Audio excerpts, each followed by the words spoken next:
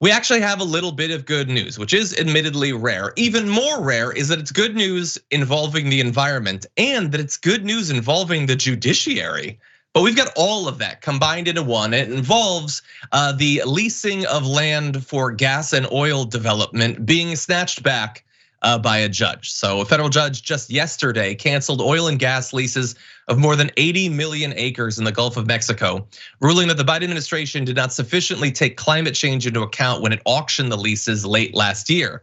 That's a very important detail that you're gonna wanna focus on, that this was not some lingering thing from back under Trump. This was the Biden administration. There is a slight bit of nuance and complexity to that we will return to later on. But first, here are the most important details. Judge Rudolph Contreras said in his ruling that the Interior Department, quote, acted arbitrarily and capriciously in excluding foreign consumption from their greenhouse gas emissions, and that it was required to do so under the 1970 National Environmental Policy Act, or NEPA, which says the government must consider ecological damage when deciding whether to permit drilling and construction projects. And this lawsuit was in part launched by an environmental organization, so thankfully they did that. It is an amazing, I don't even want to say like a gap in the regulations, that you don't have to bear in mind the environmental impact of other countries burning the product of the development of this area. That seems like a willful gap in it, in fact, which it seems to me to be.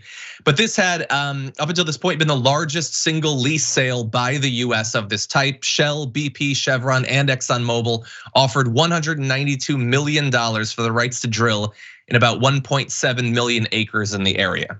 So a lot of area that is, at least for now, not going to be developed in that way. Although I have a feeling that those groups and the lobbyists they employ are not just gonna surrender as a result of what this judge said. Yeah, they're done.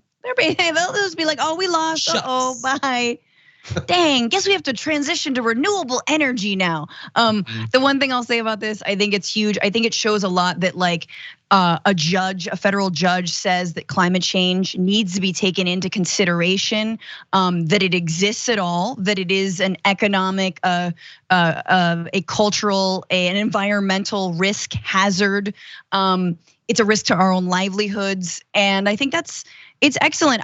There's other countries that have designated the environment as having personhood. In our country, we have corporations that are people, not like forests and oceans, but it's a step in that direction. And look, man, I hope Biden, there's a lot to say politically here, but cancel Line 5, buddy. That's all I have to say. Cancel Line 5. You cancel the Keystone XL pipeline, cancel Line 5 pipeline, which is also a tar sands pipeline coming from Canada. We can keep this going and dunk on Manchin in the meantime. You don't need that dude. You don't need him. Well, he does need that dude. In fact, I think this story shows me exactly why he loves him so much and why he says such complimentary things about Manchin, even though he has effectively killed the social spending Build Back Better bill. The Build Back Better bill was supposed to address climate change, something that Biden claims, like rhetorically claims that he would want to pass. He wants to take climate change seriously, but his actions don't really bear that out. And hearing about this land lease for fossil fuel companies really reinforces what I think a lot of people suspected, that Biden didn't really care too much about passing that social spending bill. In fact, didn't really care too much about climate change, and that's why he didn't really fight for it. I mean, there was no fighting, there was no pressure. That was my issue with the Biden administration. There were secret backroom talks and nonstop friendly negotiations with Manchin and Sinema, but there was no pressure. There was no, hey, play ball with me on this. If not, there will be political consequences. None of that. And it's because he didn't really care too much about it. And they've moved on. So maybe I'm being a little harsh or unfair, but I think actions speak louder than words. Simply saying that he takes the climate emergency seriously doesn't fit, like it doesn't really do much for me. I want to see what his actions are. And clearly here, we needed a federal judge to block this land lease. I mean, it's insane. I mean, just to say instead of playing hardball, as Anna, you're asking for, and I think a lot of us were asking for, Biden was giving handouts to Manchin. Was like, okay, we're gonna go ahead with some new leases in the Gulf, and then can I have BBB? No, and so it was this constant, like, what do you want? Like, and really what was up for grabs was allowing him to continue making money in the fossil fuel industry and being so scared of calling his interests out, as so many senators, even on the Democratic side, have been like very scared of straight up calling Manchin out for his ties to the fossil fuel industry. Yep. As if we're not beyond this. Come on, at this point, you're either team death or team life when it comes to climate change. Yeah, right? Yeah, and that's the sort of position that I think more and more voters would be. Like, they might have been scared 15 years ago about calling someone like that out. They shouldn't be now, but they are. They're closer friends with those people than they are political allies of ours, unfortunately. In any event, I want to quickly jump ahead to balancing the karmic scales on the environment a bit. Judges giveth and judges might soon taketh away, because the Supreme Court said this week that it would hear a challenge to the scope of the Clean Water Act, sparking concern from environmentalists that the high court could narrow the law's reach, quote, in ways long sought by developers and home builders. I believe this is in connection to a case that has to do with some family that wanted to build a house somewhere and it ran afoul of the regulations. And ever since that was passed, Republicans have been wanting to kill it because they do not care if your kids are drinking hot poison. Now, that's not the only thing, by the way.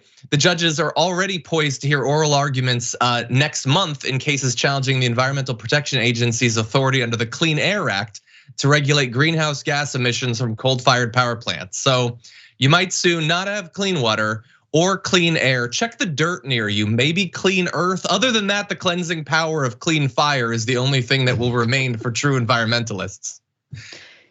Yeah, I'm curious how this is gonna play out.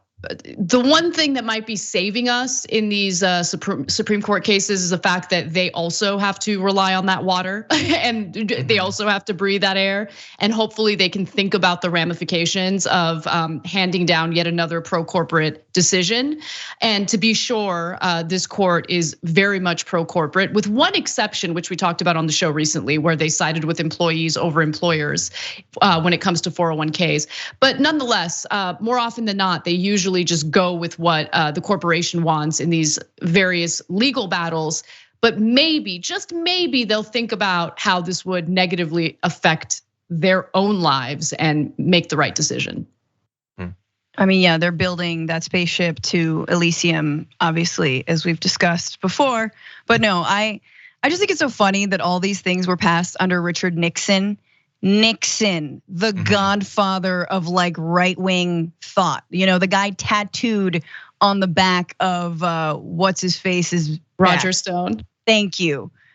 Like, this is Nixon's so hot. I mean, when you see that, woo, definitely run. But yeah, so I think I want like a Republican to be like, this is our Nixonian legacy, but they won't, because again, it's just handouts to more corporations. We're moving backwards, guys. We're devolving, and we have to consistently argue things that were argued 40 years ago. And Roe v. Wade is no different. So honestly, this week it was cool that it was great that Justice Breyer decided to retire. It was great that Biden announced that he did want to appoint the first black female justice to the bench. But I want to hear him say that he's going to look into expanding the court, and that we need to expand the court. There are way too many people in this country to have our fate decided by nine elites. Agreed. Yeah, I think the trick for the Biden administration, for all of our mental health, is to keep expectations low. So like, I'm just hoping, this isn't even a given yet. I'm just hoping he doesn't bungle the opportunity to replace Justice Breyer. Like, that's what I'm thinking about right now. Right. I am worried about that too. Yeah. The Democrats have done it before. Yeah. Anyway, so I had to ruin it. It was originally in the rundown as just the good news, but I had to balance it. And by the way, Biden's kind of on the wrong side of even the good news, and he's kind of required to due to a lawsuit, but there's ambiguity anyway. So they're probably gonna do this environmental assessment of the Gulf of Mexico and maybe end up drilling it anyway. And God only knows that thanks to the conservative supermajority on the Supreme Court, we might lose the Clean Water Act and the Clean Air Act. Has no one read the Lorax growing up? Conservatives pretend they like Dr. Seuss. They don't seem to be familiar with some of the hits, really. Thanks for watching the Young Turks. We really appreciate it. Another way to show support is through YouTube memberships. You'll get to interact with us more. There's live chat emojis, badges.